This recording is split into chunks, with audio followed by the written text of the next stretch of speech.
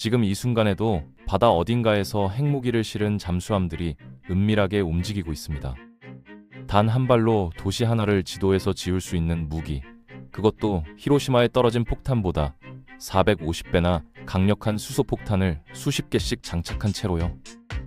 10개국이 보유한 이 무기들은 인류를 여러 번 멸망시킬 수 있는 양이지만 어떻게 이 나라들만이 이 기술을 손에 넣게 된 걸까요?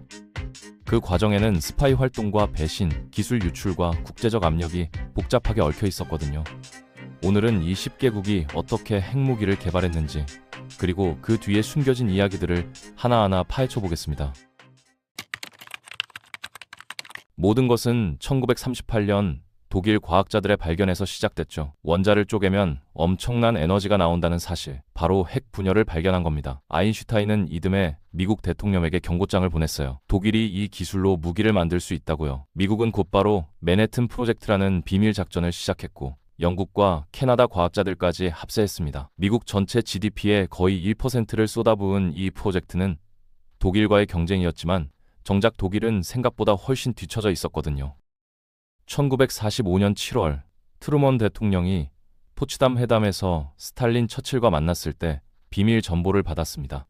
뉴멕시코 사막에서 트리니티 실험이 성공했다는 소식이었죠. 인류 역사상 가장 강력한 무기가 탄생한 순간이었습니다. 트루먼은 스탈린에게 일본에 이 무기를 쓸 거라고 살짝 언급했는데 스탈린은 겉으로는 무덤덤했지만 속으로는 분노했어요. 왜냐하면 소련도 이미 핵무기를 개발하고 있었고 맨해튼 프로젝트 안에 스파이까지 심어놨거든요. 미국이 먼저 완성한 게 자존심 상했던 거죠. 한 달 뒤 히로시마와 나가사키에 펜맨과 리틀보이가 떨어졌고 일본은 항복했습니다. 전쟁은 끝났지만 새로운 경쟁이 시작된 거예요. 전 세계가 이 기술을 손에 넣으려는 경주에 뛰어들었으니까요. 소련은 사실 1941년부터 핵무기 개발을 시작했었는데 미국과 영국, 독일 과학자들이 갑자기 핵분열 관련 논문 발표를 멈춘 걸 보고 수상하게 여겼던 겁니다. 무언가 숨기고 있다는 확신이 들었죠. 히로시마 폭격을 목격한 소련은 프로그램을 엄청나게 가속화했습니다. 스파이들이 훔친 정보가 많았지만 이중 스파이가 거짓 정보를 흘릴까봐 걱정했어요. 그래서 미국 설계도를 믿지 않고 독자적으로 연구를 진행했는데 포획한 독일 과학자들을 대거 동원했죠. 미국 설계도는 자신들의 작업이 맞는지 확인하는 용도로만 썼습니다. 1949년 미국이 예상했던 것보다 훨씬 빠르게 카자흐스탄에서 RDS-1 실험에 성공했어요. 미국의 독점이 깨진 순간이었고 이것이 냉전 시대 군비 경쟁의 시작이었습니다. 세 번째 나라는 영국인데 이건 좀 기막힌 이야기예요. 미국이 가장 가까운 동맹국을 도와줬을 거라고 생각하시겠지만 전혀 아니었거든요. 영국은 사실 미국보다 먼저 핵무기 연구를 시작했습니다. 1940년에 튜브 합금이라는 프로젝트를 만들었고 독일에서 탈출한 과학자들의 도움을 받았죠. 하지만 2차 대전으로 자원이 부족해지자 모든 연구 자료를 미국에 넘겼어요. 맨해튼 프로젝트의 상당 부분이 사실 영국 연구에서 나온 겁니다. 퀘벡 협정에는 미국과 영국이 기술을 공유하고 서로에게 사용하지 않는다는 내용이 있었습니다. 그런데 1945년 미국이 핵실험에 성공하자마자 협정을 일방적으로 파기해버렸어요. 최종 결과를 영국과 공유하지 않고 독점한 겁니다. 배신당한 영국은 다시 독자 개발에 나섰고 이미 많은 연구를 해뒀던 데다 세계 우라늄의 대부분을 통제하고 있어서 빠르게 진행됐죠. 1952년 오스트레일리아 위 몰테벨로 섬에서 허리케인 작전이라는 첫 실험을 성공시켰습니다. 한편 소련이 1949년 핵무기를 예상보다 빠르게 개발하자 미국은 즉시 더 강력한 무기 개발에 착수했어요. 바로 수소폭탄, 열핵무기였죠. 일반 원자폭탄은 원자를 쪼개는 핵분열을 사용하는데 수소폭탄은 원자를 합치는 핵융합을 씁니다. 태양 내부에서 일어나는 반응과 같은 거예요. 위력은 원자폭탄보다 훨씬 강력하죠. 맨해튼 프로젝트를 이끌었던 오펜하이머 같은 과학자들은 이 무기가 너무 위험하다며 개발을 반대했습니다. 하지만 트루먼 대통령은 계속 진행하라고 명령했어요. 1952년 아이비 마이크 실험이 성공했는데 나가사키에 떨어진 폭탄보다 450배나 강력했습니다. 소련은 1955년 RDS-37로, 영국은 1957년 그래플 작전으로 각각 수소폭탄 개발에 성공했죠. 이 새로운 위협 때문에 미국은 1958년 영국과 다시 핵협정에 서명했습니다. 네 번째 국가는 프랑스인데 이들은 맨해튼 프로젝트에 일부 과학자를 보냈고 2차 대전 후 자체 프로그램을 시작했어요. 이스라엘과도 협력했지만 처음엔 주로 에너지에 집중했습니다. 그러다 1956년 수에즈 위기에서 망신을 당하고 미국과 소련의 긴장이 고조되자 생각이 바뀌었어요. 자체 억지력이 필요하다고 판단한 거죠. 미국은 영국보다 프랑스의 핵무기 보유를 훨씬 더 반대했는데 프랑스가 핵무기 사용에 대해 다른 정책을 갖고 있었거든요. 그래서 프랑스는 거의 완전히 독자적으로 개발했습니다. 드골 대통령은 핵무기가 진정한 주권국가이자 강대국이 되기 위한 필수 요소라고 강조했고 나토와 미국으로부터 전략적 독립을 원했어요. 니제르와 가봉, 마다가스카르 같은 식민지에서 우라늄을 조달할 수 있었던 것도 큰 도움이 됐습니다. 2차 대전으로 폐허가 됐지만 프랑스 과학자들은 필사적으로 일했고 1960년 알제리 사하라 사막에서 제르보아 블루라는 첫 실험을 성공시켰어요. 1968년에는 첫 수소폭탄도 완성했죠. 다섯 번째는 중국인데 미국에 대한 억지력으로 핵무기를 원했습니다. 처음에는 소련이 중국을 유용한 동맹으로 봐서 많이 도와줬어요. 하지만 후르시초프가 스탈린 격하 운동을 시작하자 마오쩌둥이 후르시초프의 서방에 대한 온건한 접근이 너무 약하고 진정한 공산주의 원칙에 맞지 않는다고 비난했습니다. 두 나라 사이에 균열이 생겼고 후르시초프는 중국 프로그램에 대한 모든 지원을 철회했어요. 중국은 홀로 남겨졌지만 놀라운 속도로 개발을 계속했습니다. 대약진 운동과 문화대혁명이라는 혼란을 겪으면서도 상당한 자원을 쏟아부었고 천연 우라늄 대량 매장지를 발견한 것도 큰 도움이 됐죠. 1964년 롬노르 지역의 마른 호수에서 596 프로젝트라는 첫 원자폭탄을 성공적으로 폭발시켰고 놀랍게도 불과 32개월 만에 첫 수소폭탄 실험까지 했습니다. 핵분열 폭탄에서 핵융합폭탄으로 가장 빠르게 전환한 나라가 된 거예요. 여섯 번째 나라는 이스라엘인데 세계에서 유일하게 핵무기 보유를 인정하지도 부인하지도 않는 나라입니다. 정확히 언제 몇 개를 만들었는지 아무도 모르지만 많은 세부 사항이 유출됐어요. 앞서 말했듯이 이스라엘은 1950년대부터 프랑스와 핵에너지 분야에서 협력했고 프랑스가 네게브 사막에 비밀 핵시설을 건설하는 걸 도왔습니다. 1963년 케네디 대통령이 이스라엘이 핵무기를 개발하는 게 아닌지 우려하면서 문제가 됐어요. 케네디는 이를 강력히 반대했고 미국이 시설을 점검해서 에너지용인지 무기용인지 확인하겠다고 요구했습니다. 이스라엘은 반복적으로 거부하고 지연시키다가 결국 신중하게 준비된 점검만 허용했는데 실제로 무기를 만들던 지하시설은 숨겼던 거죠.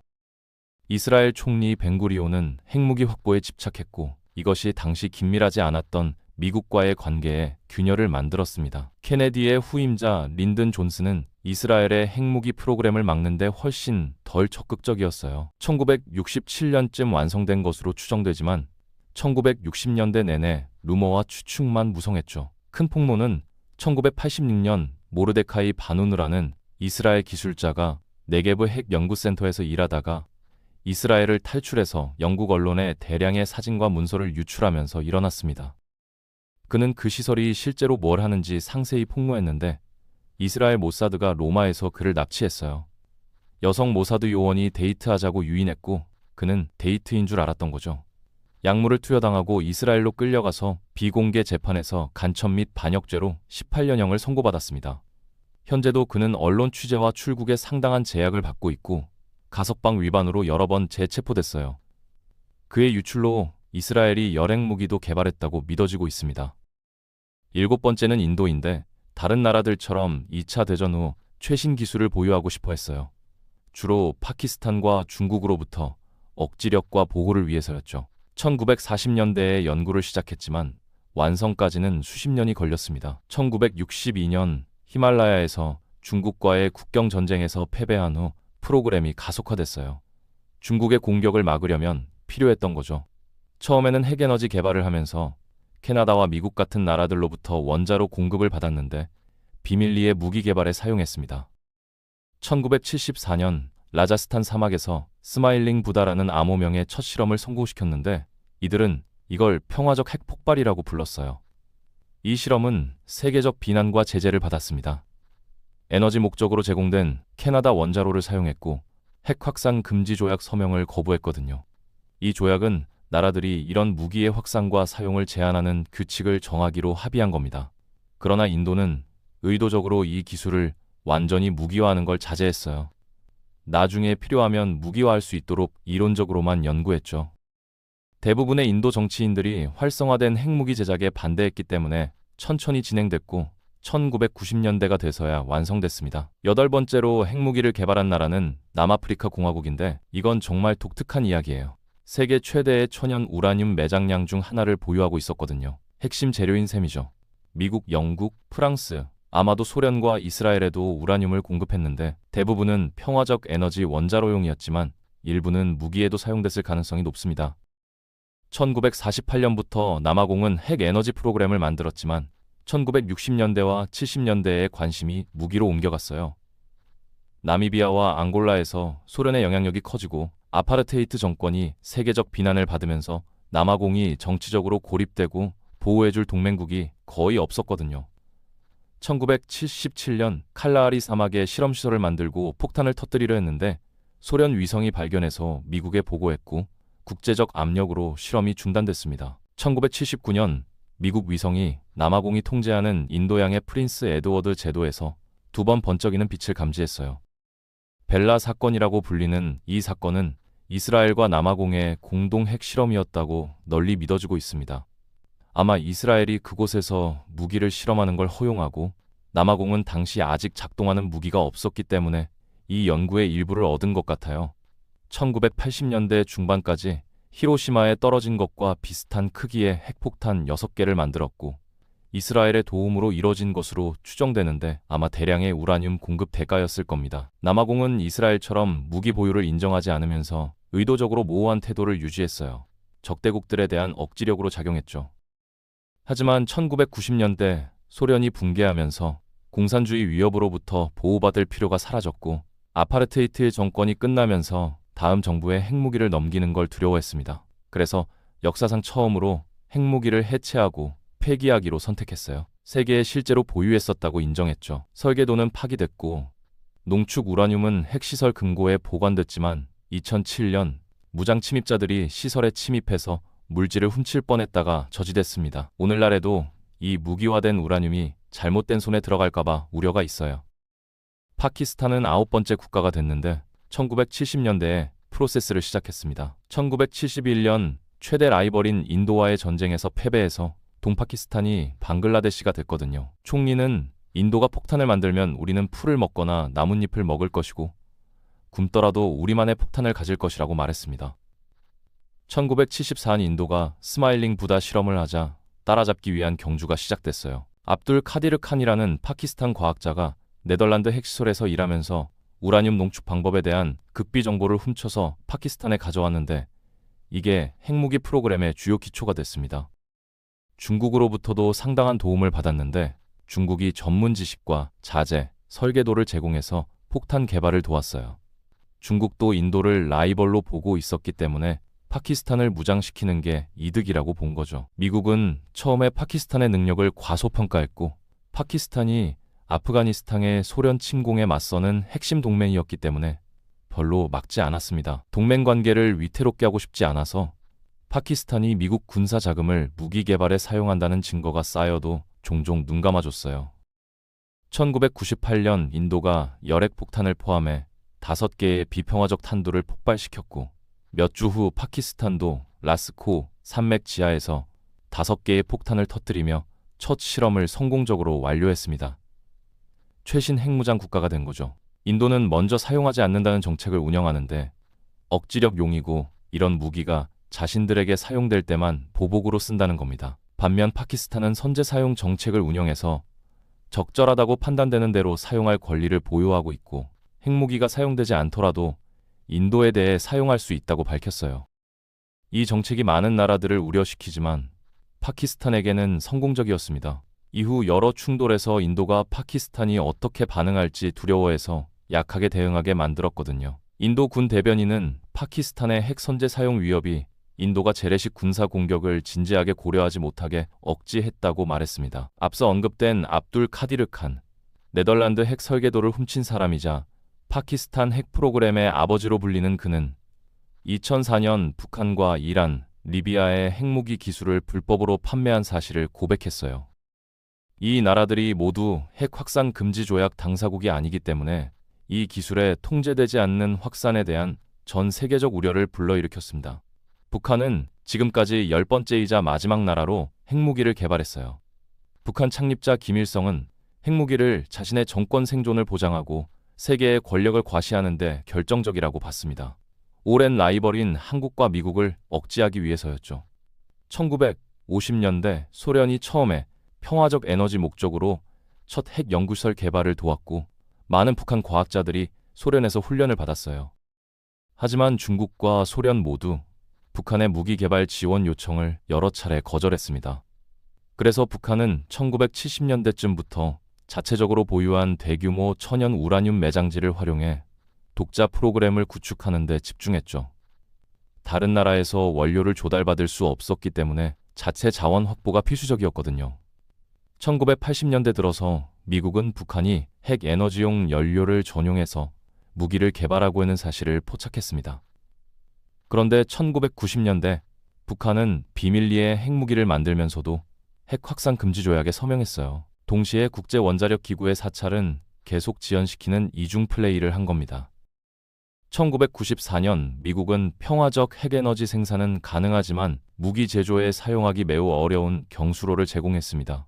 당시 북한의 흑연노와 달랐던 거예요. 북한은 처음에 이 거래에 동의했지만 결국 2002년 양국 간 신뢰 부족으로 무산됐습니다. 미국이 북한이 비밀리에 우라늄을 농축해서 합의를 위반하고 있다고 비난했고 이로 인해 북한은 공식적으로 핵 확산 금지 조약에서 탈퇴하고 무기 프로그램을 계속했어요. 1950년대 소련의 에너지 관련 초기 도움과 함께 중국의 제한적 도움도 있었지만 가장 중요한 건 앞서 언급된 파키스탄의 도움이었습니다. 개발에 결정적이었죠. 2005년 김정일은 기능적 핵무기를 보유하고 있다고 주장했고 다음 해인 2006년 10월 첫 성공적인 핵실험을 완료했어요. 하지만 추정 0.5킬로톤으로 너무 작아서 전문가들은 제대로 터지지 않았고 오작동했을 수 있다고 봤습니다. 2009년 김정일의 건강이 급격히 악화되는 동안 힘을 과시하는 것으로 추정되는 훨씬 더 강력한 2차 폭탄을 터뜨렸고 2013년 3차 실험을 했죠. 그러다 2016년과 17년에 첫 열애 폭탄을 실험했습니다. 이게 자체 핵무기를 만든 10개국이지만 동맹관계로 보호와 억지력을 위해 다른 나라의 핵무기를 보유한 나라들은 훨씬 많아요.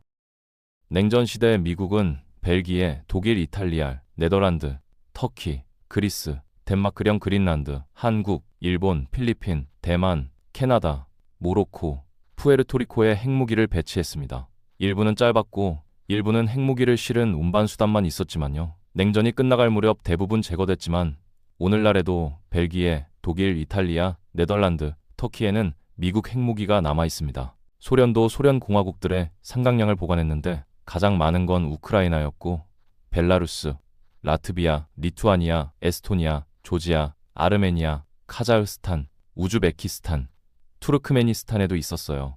쿠바에도 잠깐 있었고요.